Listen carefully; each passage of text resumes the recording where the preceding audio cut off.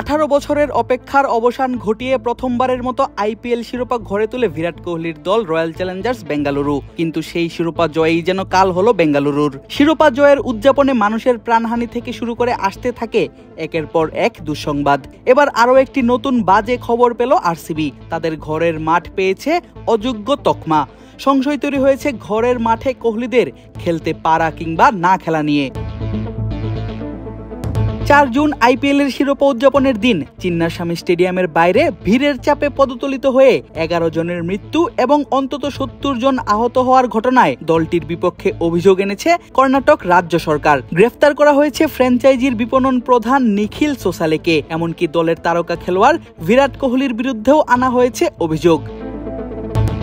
এই ঘটনার জেরে আরও বড় ধাক্কা খেতে যাচ্ছে বেঙ্গালুরু। তদন্ত শেষে চিন্নাস্বামী স্টেডিয়ামকে বড় ইভেন্ট আয়োজনের অযোগ্য বলে জানিয়েছে বিচারপতি জন মাইকেল কুনিয়ার নেতৃত্বাধীন কমিশন। কর্ণাটক সরকার যদি এই সুপারিশ কার্যকর করে তাহলে 2026 আইপিএলে নিজ মাঠে খেলতে না পারার কথা কোহলিদের।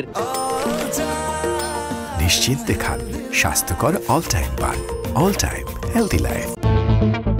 বিচারপতি জন মাইকেল কুনহা কমিশন তাদের রিপোর্টে আরও জানিয়েছে 1974 সালে নির্মিত চিন্নাস্বামী স্টেডিয়ামে বড় অনুষ্ঠানের আয়োজন করা ঝুঁকিপ্রবণ। স্টেডিয়াম এমন ভাবে তৈরি হয়েছে যেখানে বিশৃঙ্খলা হলে তা সামলানো সম্ভব নয়। স্টেডিয়ামের প্রবেশ ও বাহিরের পথ খুবই ছোট।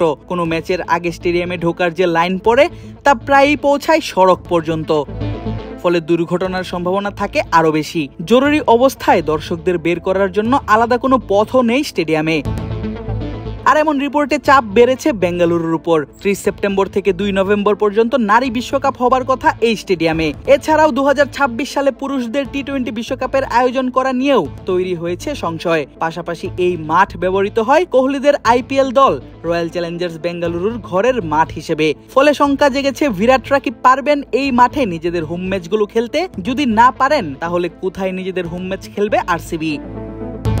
তবে এই মাঠ ব্যবহার করার জন্য কিছু নির্দেশনাও দিয়েছে তদন্ত কমিশন, যার মধ্যে আছে আলাদা চলাচল পথ, পর্যাপ্ত গেট, গণপরিবহন সংযোগ, পর্যাপ্ত পার্কিং এবং জরুরি বাহন চলাচলের সুযোগ তৈরি করা। এসব না হলে বড় ইভেন্ট আয়োজন না করার সুপারিশ করা হয়েছে কমিশনের পক্ষ থেকে।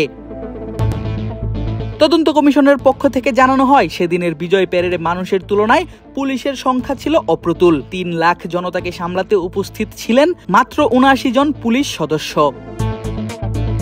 আদিব আশরাফ, ক্রিক ফ্রেন্জি।